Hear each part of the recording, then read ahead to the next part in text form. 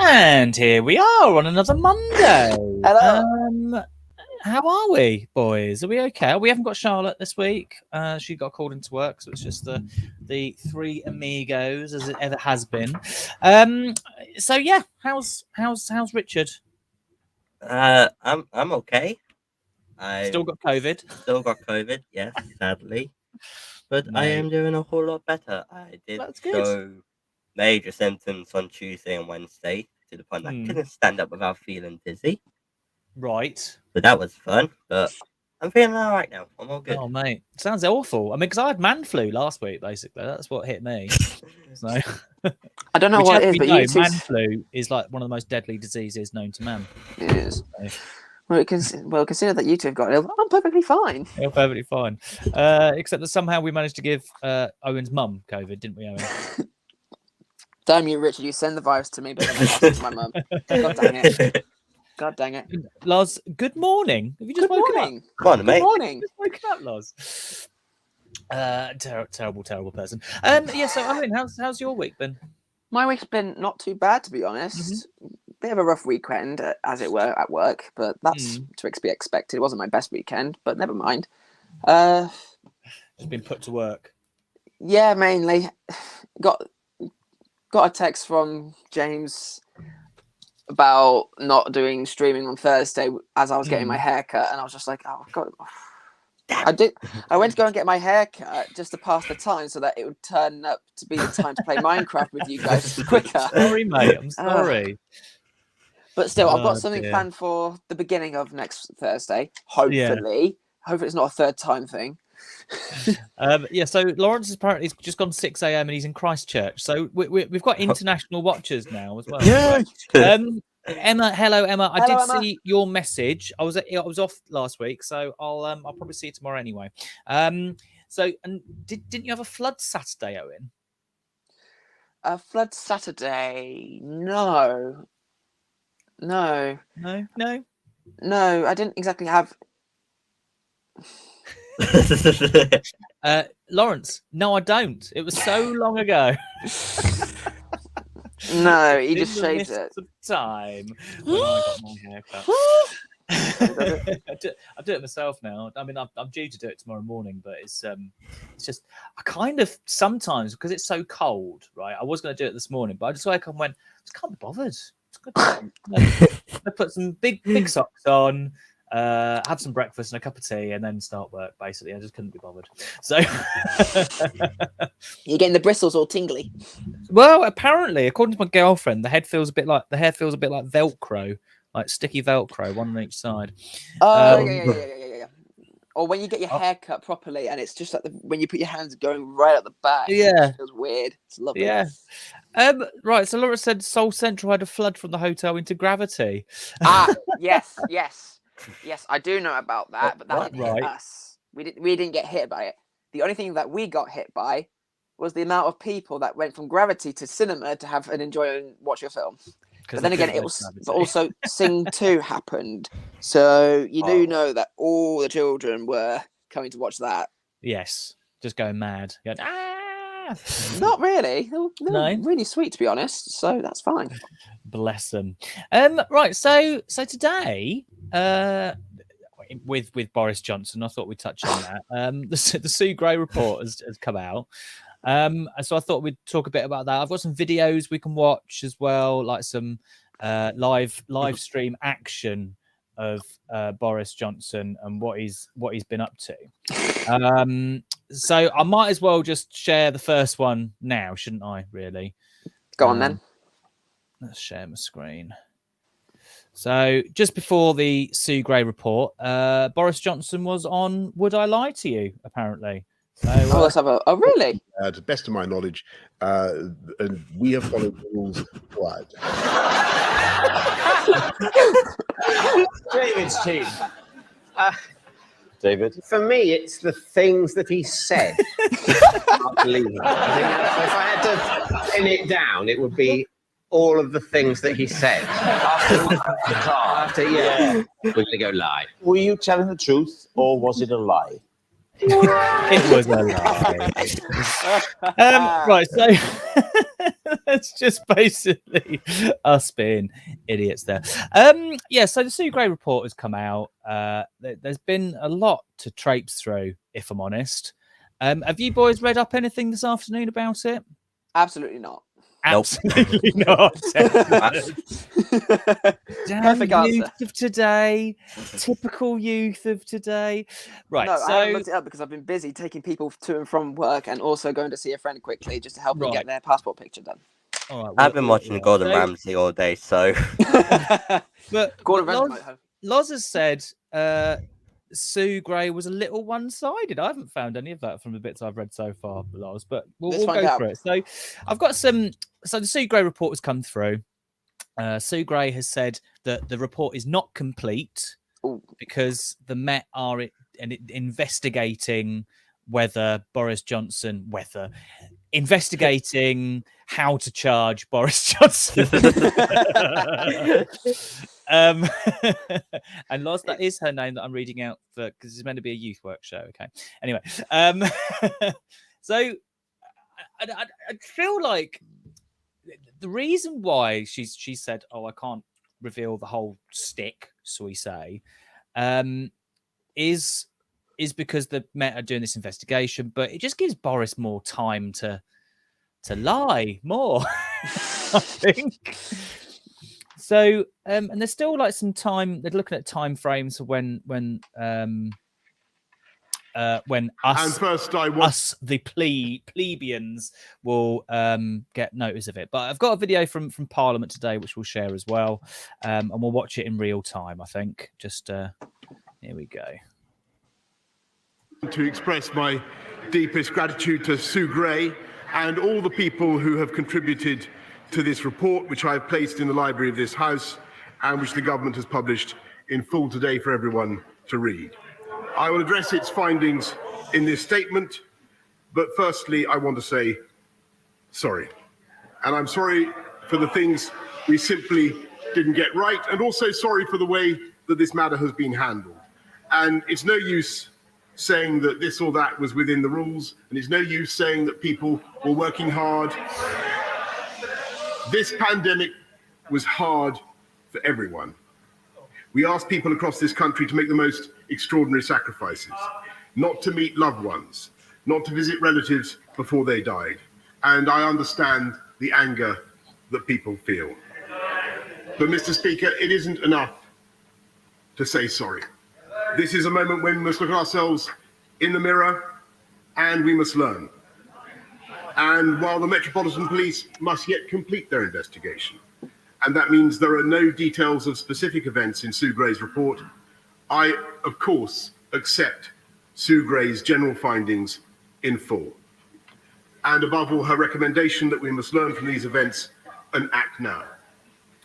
With respect to the events under police investigation, she says, and I quote, "No conclusions should be drawn or inferences made from this other than it is now for the police to consider the relevant material in relation to those incidents."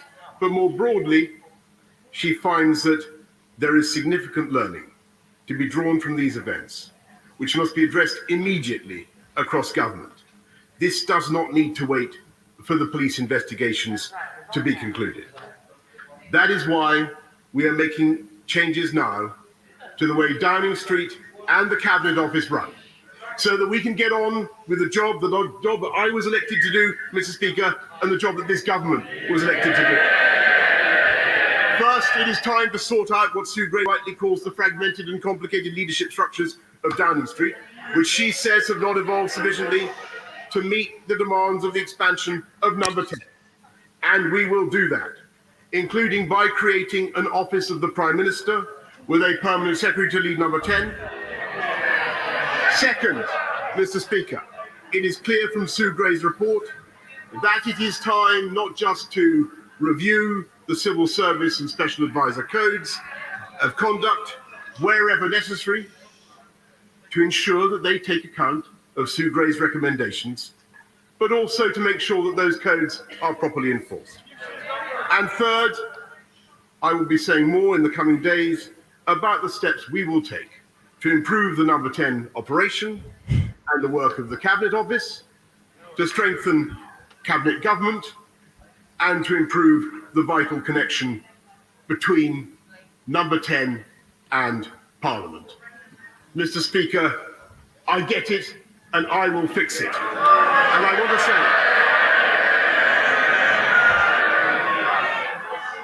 I want to say, to the people of this country, I know what the issue is.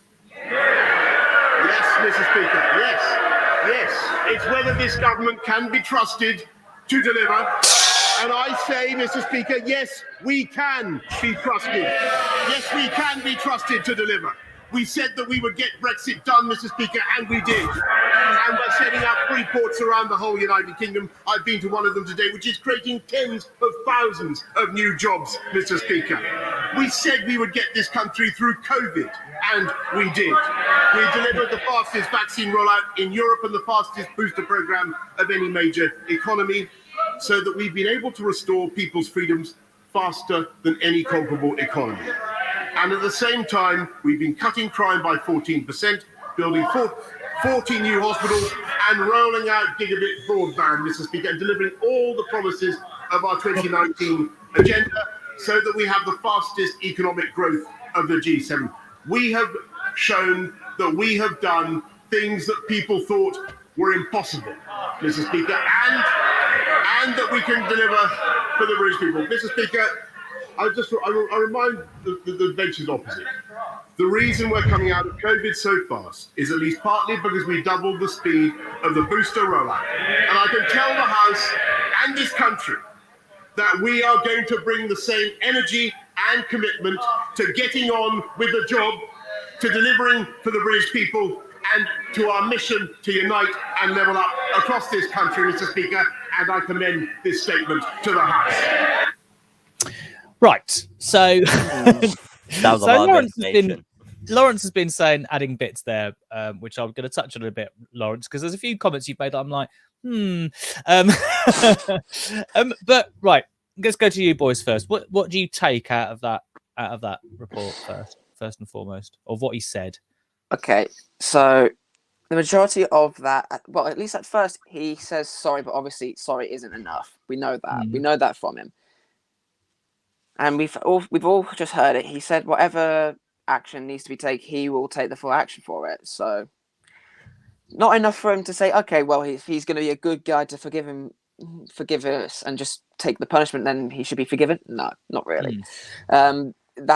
It's like a trust thing. If you've broken someone's trust, you've got to earn that trust back. And small acts like this does a little bit, but not fully. So it's still up in the air at the moment. A few things there that did catch my eye. They haven't got through the COVID thing. We're still going through it. So when he says, what he said was like, we're going to get this country through the COVID thing, and we did. No, we are still doing it, and doing it strong is what he should have pretty much said. I think the crime at 14%, I don't know how much of that is possibly true. I feel he just said that just to boost his ego a little bit, just to make him feel a bit more, yeah, okay, this is what's happened. When in actual fact, it might be a little bit of a big fat fib. But a few points that I will say are kind of true. I think a few are. But I know a few things that aren't exactly facts. I think a little bit of it's a bit fiction. What? A politician not telling the whole truth? What? What? Don't get all righty on me. I know you're a loony lefty, but don't get righty on me. Right, Richard, what have you taken from that? I mean, like Owen said, like he did apologize, so chance of 50-50 with if people will like forgive him or not with just that apology. Yes, being sorry, just that's not enough. And good job on Boris for saying he'll take full accountability or full action, whatever happens. Does that mean he gets out of being Prime Minister, though? Right. I mean, right. So you're saying, I've just got to interject with both of you because you're saying he's saying sorry, right? He is saying sorry. Can you say sorry for something you haven't admitted to? Because at no point does he admit that the parties were wrong in that speech. So can you say sorry for that? I actually thought he said, like, he mentioned party before this speech because he didn't say anything. I thought, okay, he must have announced it. He didn't. Kind of, I mean, because Lawrence put a thing. Most honest speech he has given. No hyperbole, no bluff. Very honest and blunt.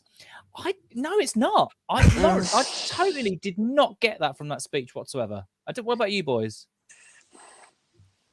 He said sorry, but obviously now you pointed out that he's not exactly put a figurative topic to that apological sorry for. I'm probably thinking because obviously it's now available. The report and the investigation is under, and it's even been given to the police now, which they have a bit more control.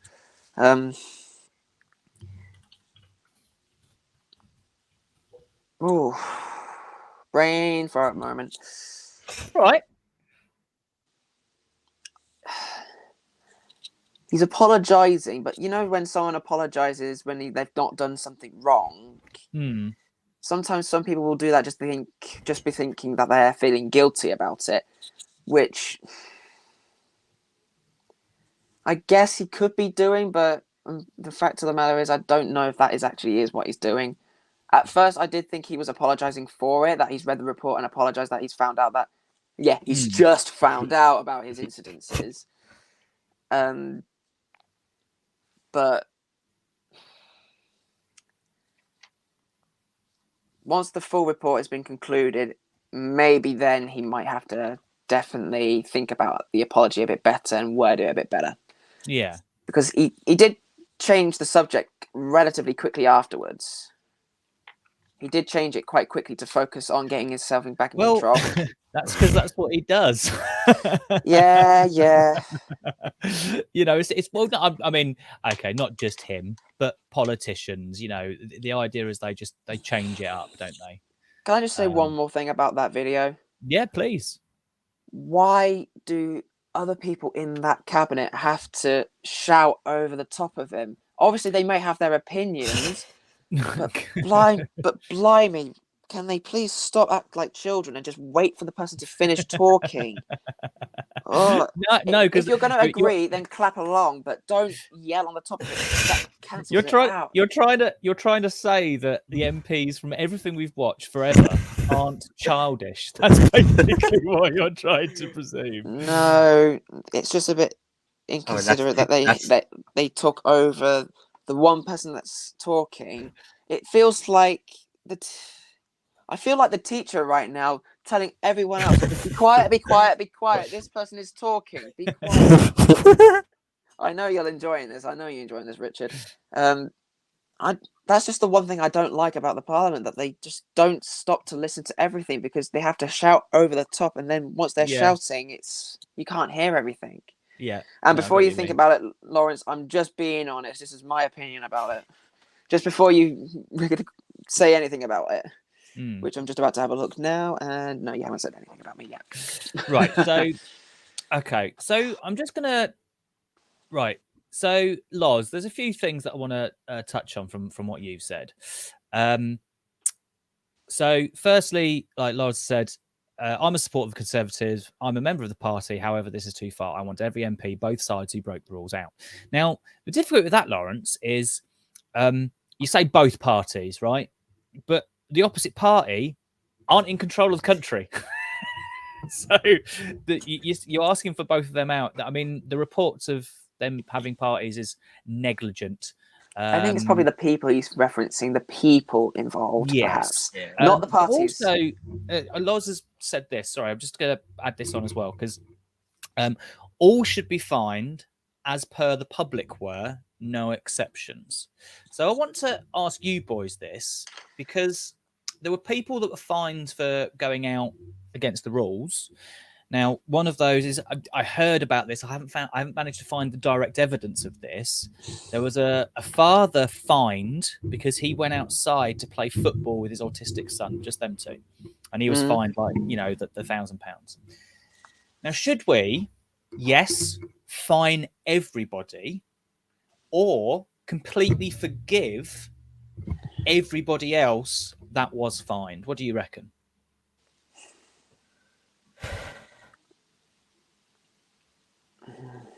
I'm gonna let you talk, Richard, because I've talked a lot already. What was the question again? So Loz is saying all the MPs and stuff that went to this party, they should all be fined, right? Yeah. So should we do that, or everyone that has been fined in the last 2 years, completely forgive them? I mean, you can forgive the people that has been fined anyway, but it's not. It's still that they have to pay the fine. Yeah. At the end of the day, and that with COVID era, money is valuable because they might not have enough for food and that, but they still have to pay the fine. Yeah. Whereas these MPs on 80 grand a year can probably afford to pay the fine, can't they? Yeah. So it's less of an impact on them. So because Loz has added as well, it was a rule for us all. If we forgive those who broke it, we can't punish the MPs. So should we punish the MPs more? It's like taxes. If the rich are obviously richer people pay more tax because they can afford it, and lower income people pay less tax, but they still balance it out. Yeah, but actually, Owen, people who earn less than 25 grand a year pay more tax comparatively to their wage than people earning over 35 grand. Because of maths. I know it's complicated, isn't it? No, it's not complicated. It's just a little bit. Why is it like that? Why is it like that? Because you have to keep the public controlled. Loony lefty. You have to keep poor people in line. Jesus and Christ, also there's a lot more of them. You're sounding a little bit the phony King of England right now.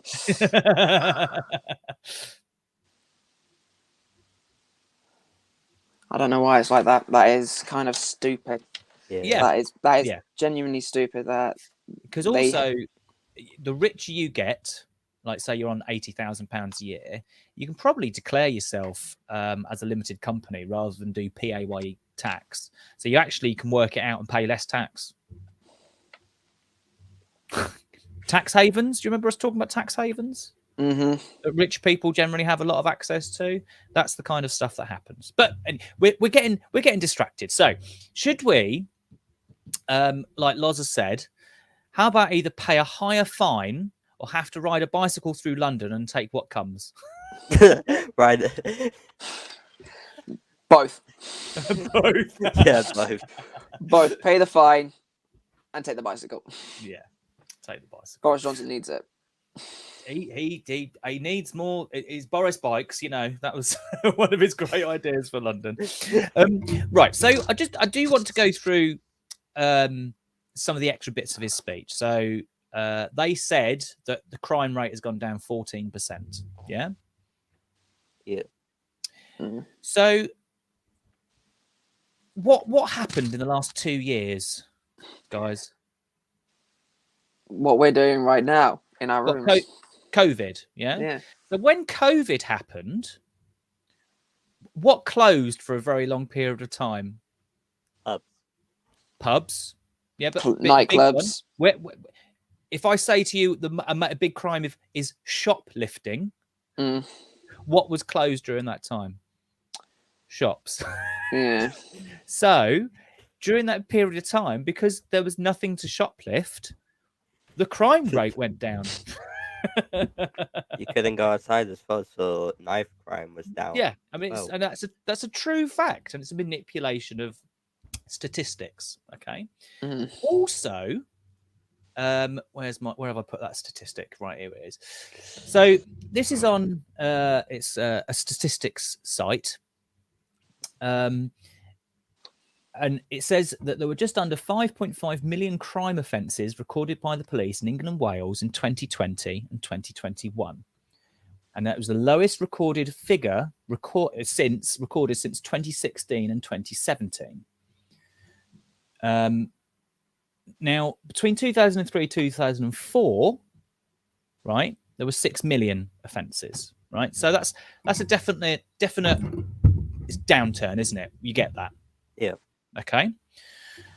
But also, in 2019 and 2020, we've got a bigger population than 2003, 2004, haven't we? There's more people. So if you've got more people, right, but the crime rate, shall we say, stays the same. We just imagine it stayed the same at 6 million. If you've got a higher population, because you divide one by the other, the crime rate, because it's a percentage, technically goes down. Do you understand that? Yeah, that's understandable. Yeah. So for them to say that they've reduced crime rate by X amount is really a manipulation of the facts and the figures. Because if they said instead we had an all-time high of 6 million recorded crimes in 2013 and 2014, and it's now 5.5 million, you go, oh, there's a reduction there. You could understand that, couldn't you? Yeah. Rather than going, oh, we've cut it by 14%, right? So that's my issue with MP speeches like this. It's the kind of the manipulation of the statistics to make them sound even better. See, I will agree with that I understand that better, and I understand where you're coming from now, because as I said earlier, the 14% seems a little bit of a fib, but now you've explained it a little bit more like that. I do believe that is kind of true. It's a manipulating, and I wish I noticed it. Yeah. I can't notice things like this, but I'm kind of glad that you noticed it, because now I see it. Well, that's why you need to be open to investigating the news you're being told and not just taking it as face value. I mean, it's like, I don't want you ever to take what I say as face value. Definitely not. So, I'm just showing you a different way of looking at stuff. Like when light comes on. Yeah, different way of looking at it. And it's like looking in between the lines from a certain point of view, obviously, because some people will look in the different lines of different things and interpret it differently. But I seem to agree with you more about the manipulation there than I did before. I see it more now. Yeah, it's all a bit. And I kind of agree. It's all a bit up in the air. So there's a few other things that Lars has said. Drink driving and speeding went up, yes, but not enough to cover for the population increase apparently, and all the shops being closed. Because this is reported crimes as well. Reported. Now, because of the situation we were in, like with COVID, you still can't take into account crimes that went unreported, can you? Like abuse, domestic abuse. Yeah. How much of that has gone unreported? So, but yeah, it's a bit weird. So, what else? And then, so Lawrence said about the crime rate going down, apart from London knife crime, and he's blamed it on the London mayor, Sadiq Khan. Now, I think that's an unfair correlation, Loz, because the Mets still get the amount of money they're in charge of from central government, and that it seems to have gone up, but not very much, actually, violent crime. So yeah, that's just what I wanted to point out, like those differences. Should we watch some questioning from Theresa May, an ex-prime minister? Let's put this on, because I do want to see what actual Conservative MPs might be thinking. The COVID regulations impose significant restrictions on the freedoms of members of the public.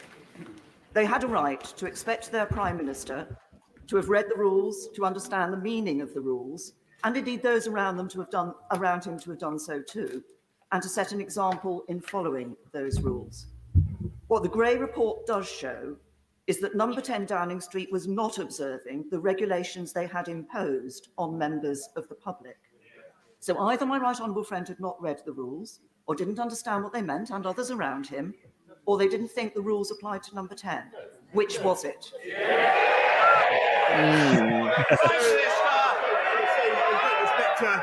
My right honourable friend. It's a very important question. I want to hear the answer, even if other people don't. No, Mr. Speaker, that is not what the Gray report says. It is not what the Gray report says. But if I suggest that she waits to see the conclusion of the inquiry. I mean,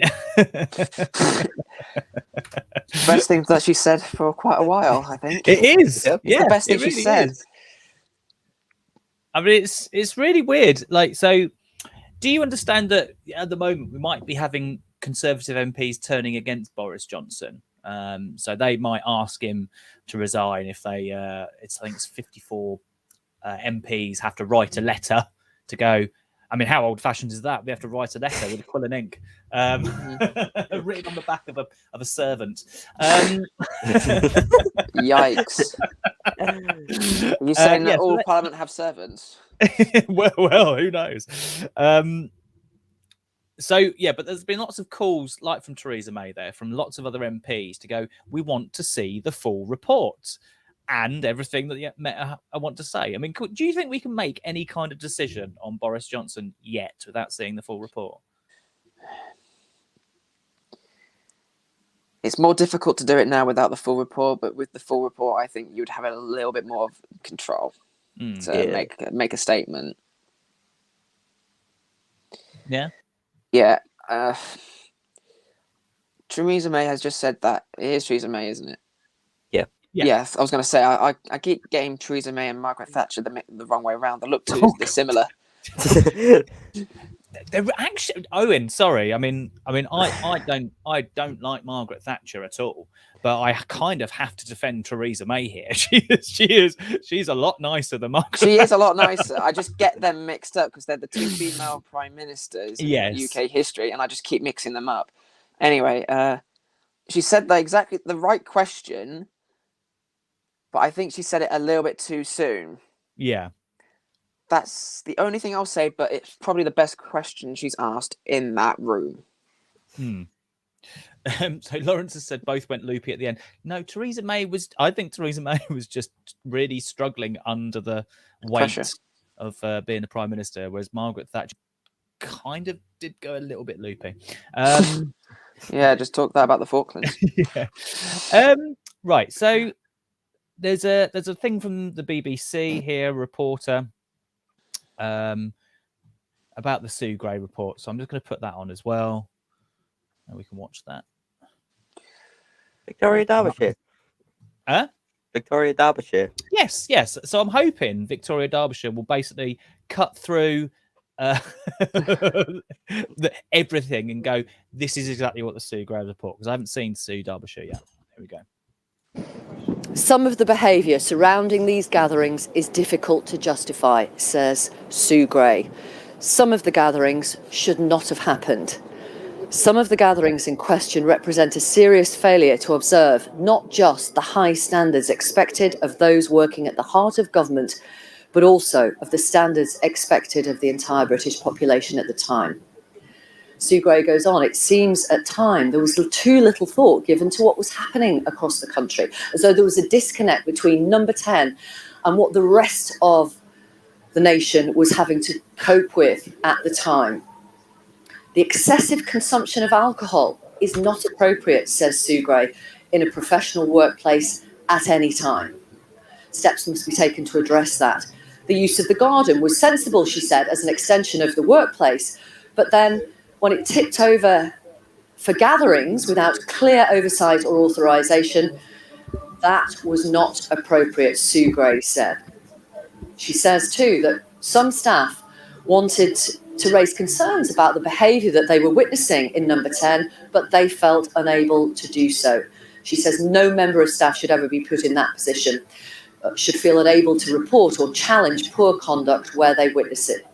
She talks about a lack of judgment, a lack of leadership.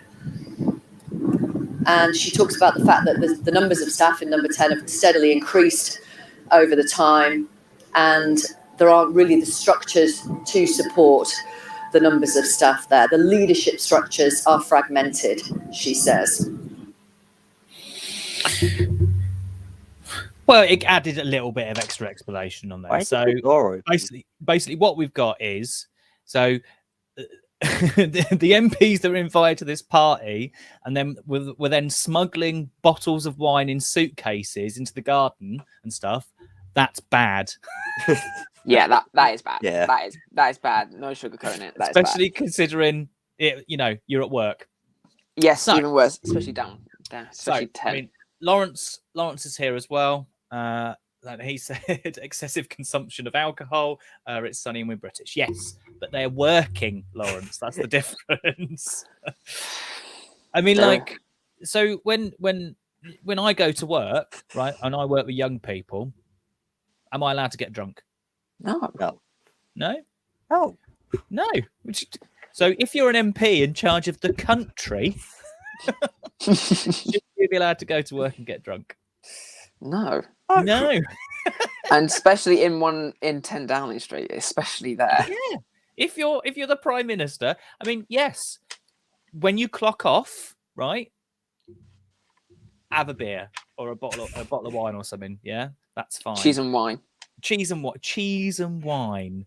But they've said that it was, it was work related. Is it? If it is work related, you shouldn't be doing it. If it's not work related, then that's fine. You should just said it's not work related, but we had a party. Sorry, even though everyone wasn't allowed to have a party. Oh God, yeah. I'm glad I've made your brains hurt as well. So that's kind of covered the Sue Gray report that we've had. I'm sure we'll talk about it more next week. Yeah.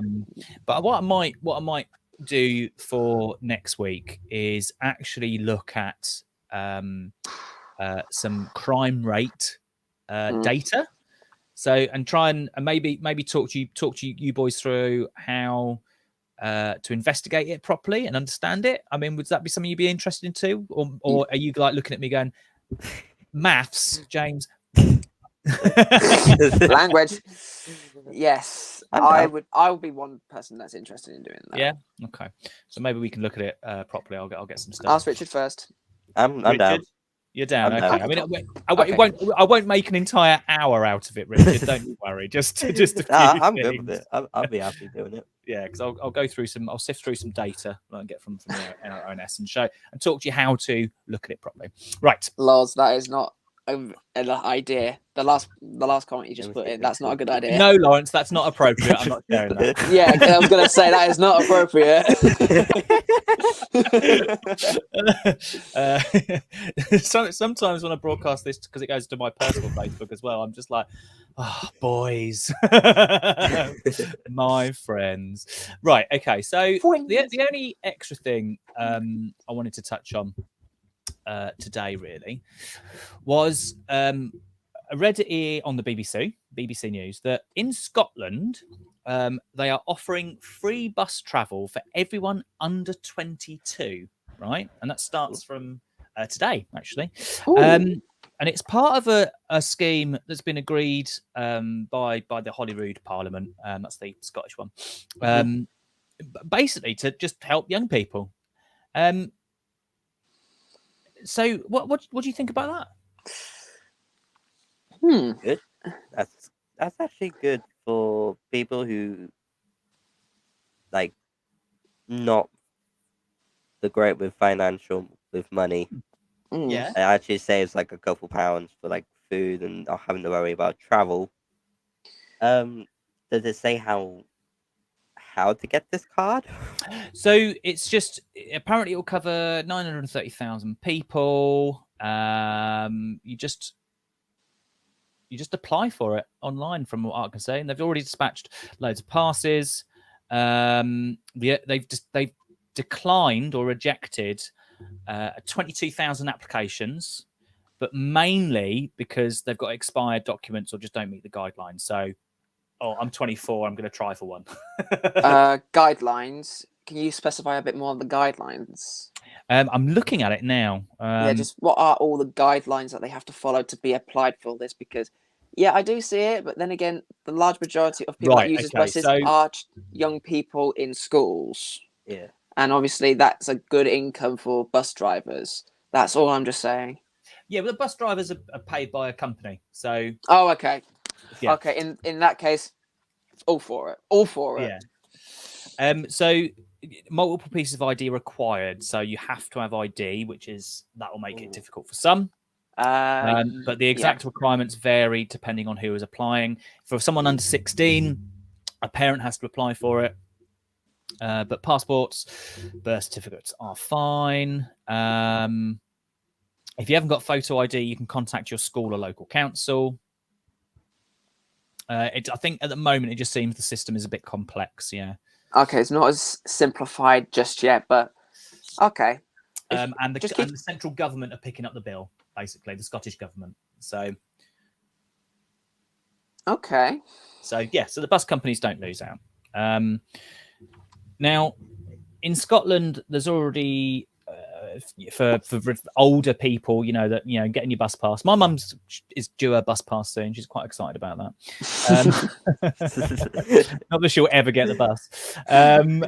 Imagine your mum on the bus. If she is bonkers as you, all I just see is not sitting down, but sitting on there going, Actually, sometimes we have enjoyed when I've gone to visit in Kent. Like we'll get on a 45-minute bus ride to go to Canterbury, just so we can have a few beers. While we do the shopping. That's basically it. So, yes, that's it. So Lawrence has obviously put in veterans and disabled, however, still have to pay for buses. Now, this is obviously a contentious thing. So disabled, you can get a disability bus pass, but obviously you still have to pay for it. Veterans, Loz, correct me if I'm wrong, but I'm sure I read about a scheme for veterans for public transport at some point last year. I'm sure I read something about it. It might have been a campaign. You might know more about a campaign like that than me. But yeah, so should this be across the entire UK? Yeah, I think so. Yeah. Yeah, I think yes. Yeah, We've solved the problem. It's a yes, James. Okay, yeah, it's a yes. James will join Prime Minister. Yes. I would see how it goes in Scotland first. I agree with that. See how it goes in Scotland. Give Scotland the trial, and then see how it goes. and then let it come down south. Yeah. Work it like the American Civil War. Or something like that. Oh dear. What are you watching now? Sorry, it was just I was just putting something on ready. That's just probably. Oh right, so Lawrence said it was a scheme around November, but never got the backing or made more than just to get Veterans Remembrance Day. Oh, see. Oh. Yeah, I mean, I think free bus pass for veterans, great idea. Yeah, that's a good idea as well. If you've served, you should deserve something. Yeah.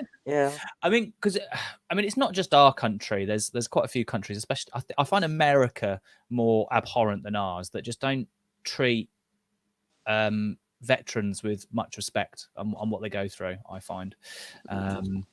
Yeah, but that's a separate conversation. Maybe there is. Maybe I'll organise that, Lawrence, and see if we can get you on to talk about it. It can be your specialist subject, and we can talk about veterans and how to treat them. But he has said free haggis to veterans.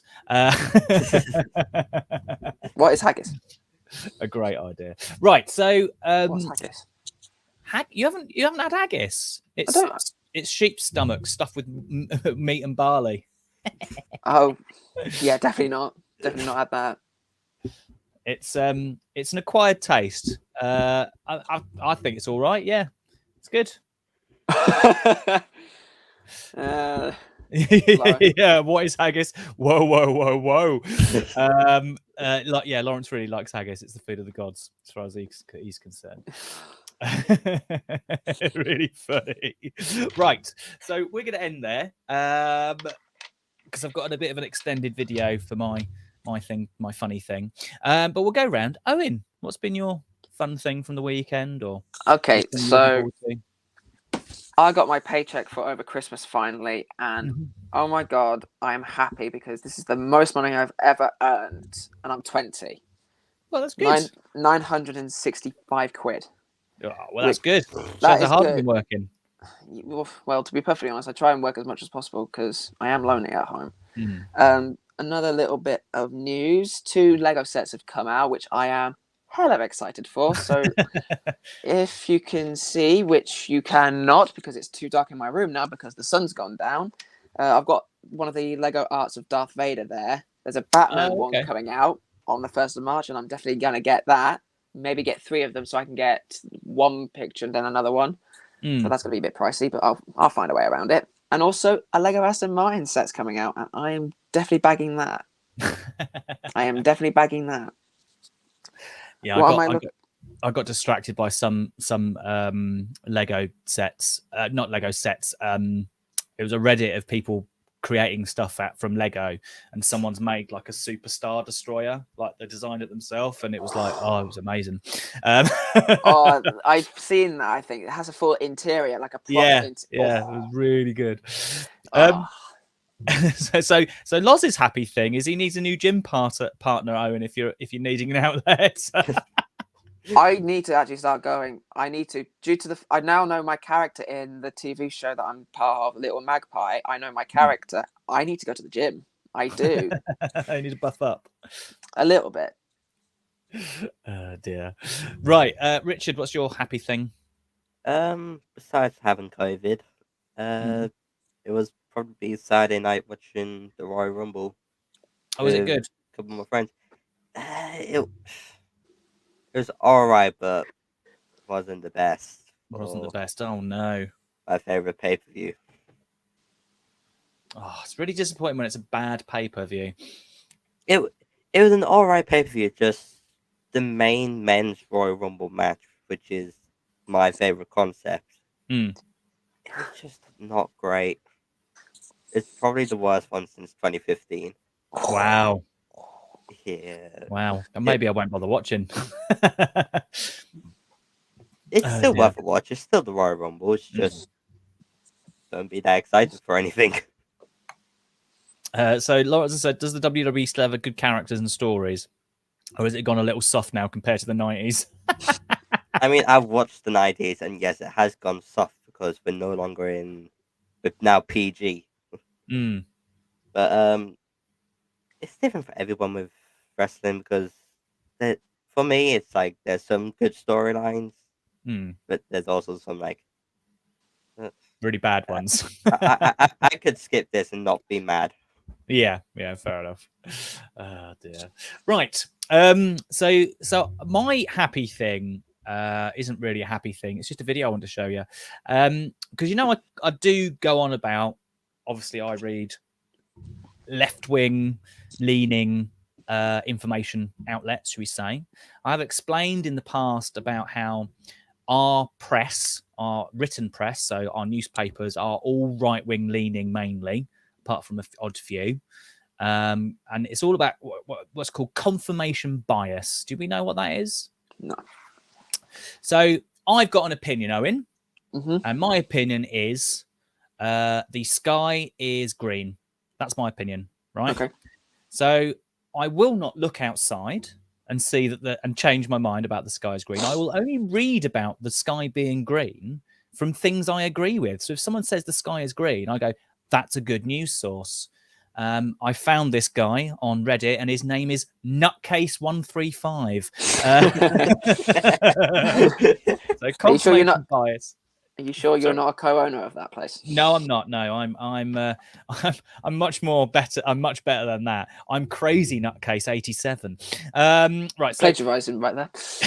So confirmation bias is about how you only look at news and only think news is factual that you agree with. Okay, that's what it is. Now, what I always try and do is read around stuff, which is quite difficult. Like, you know, I do read right-wing newspapers and reports, and then usually poo-poo it and stuff. Lawrence, the guy we know who's like the flat earther on Facebook, and not flat earth, anti-vaxxer, but there's been flat earthers on Facebook, and I'm like, oh my God. So yeah, that's what confirmation bias is. Okay. Now, a lot of this is driven by the media. So I want to show you how this works. Now, this is an old video, but it's based on Trump's war on the media. And we all know Fox News is a font of right-wing news, don't we? We all know Fox News is really good. So this will hopefully explain it. Hi, I'm Fox San Antonio's Jessica Headley. And I'm Ryan Wolf. Our greatest responsibility is to serve our Treasure Valley communities, the El Paso, Las Cruces communities, Eastern Iowa communities, Mid-Michigan communities. We are extremely proud of the quality, balanced journalism that CBS 4 News produces. But we are concerned about trouble and irresponsible, one-sided news stories plaguing our country. The sharing of biased and false news has become all too common on social media. More alarming, some media outlets publish these same fake stories without checking facts first. The sharing of biased and False news has become all too common on social media. More alarming, some media outlets publish these same fake stories without checking facts first. Unfortunately, some members of the media use their platforms to push their own personal bias and agenda to control exactly what people think. And this is extremely dangerous to our democracy. This is extremely dangerous to our democracy. This is extremely dangerous to our democracy. This is extremely dangerous to our democracy. This is extremely dangerous to our democracy. This is extremely dangerous to our democracy. This is extremely dangerous to our democracy. This is extremely dangerous to our democracy. This is extremely dangerous to our democracy. This is extremely dangerous to our democracy. This is extremely dangerous to our democracy. This is extremely dangerous to our democracy. This is extremely dangerous to our democracy. This is extremely dangerous to our democracy. This is extremely dangerous to our democracy. This is extremely dangerous to our democracy. And there you go. That was just America, right? Yeah. Okay. How many news sources do they have? Well, that's the thing. It's all based effectively one news source, but it's loads of these channels which are just owned by one person, and they're spouting out the same stuff over and over again. Just have one channel. Yeah. I felt I was getting brainwashed there. Exactly. That hurt. I was like, what? What was that word you said that? I can't remember what it was. Where we think we can control the government, but we aren't in control of it. What was that word? I don't know. It was like we idiots? think. No, we're idiots because we think. No, we can you said it government? You said it live on this before. It's where we vote for what we want in the government, right? Mm. And we think that we're having the contribute of we are controlling the government of what we want to represent us, but in actual fact, it's only the rich that are controlling it. The word is being a loony lefty, Owen. No, there was a particular word you said, like a bit. Sheeple? Lawrence has said sheeple? No. I can't remember, Owen. Sorry. I can't remember. I'll have a think. Have a think for me, because I can't remember, because I wanted to research it, because you said research it and you'll see what I mean. I wanted to research it, but I couldn't remember what it was. I'll have a think over dinner tonight. It's like I'll let you know. It's like an elaborate ruse that we think we're in control, when in actual fact we're not in control. Welcome to adult life, Owen. I'm 21 in under 2 months. Great. This is going to be absolutely fun for me when I'm 21. Yay! Don't worry, Owen. I turn 18 in July. My brother turns 18 in under 2 weeks. It's all right. We will continue to try to be positive about the future here on Free2talk TV. Let me just point out, me slamming my head against my desk, it's perfectly fine. I didn't feel a thing. James has already made my brain hurt. It's gone numb. Oh dear. Right. Anyway, Lawrence, thanks for being always there and chatting away. You turn 18 and 21 politely as possible, so shut up. But boys, it's been a great conversation as always. We'll say bye to the stream. All right. All Bye, right, then. stream. Bye, guys. Bye.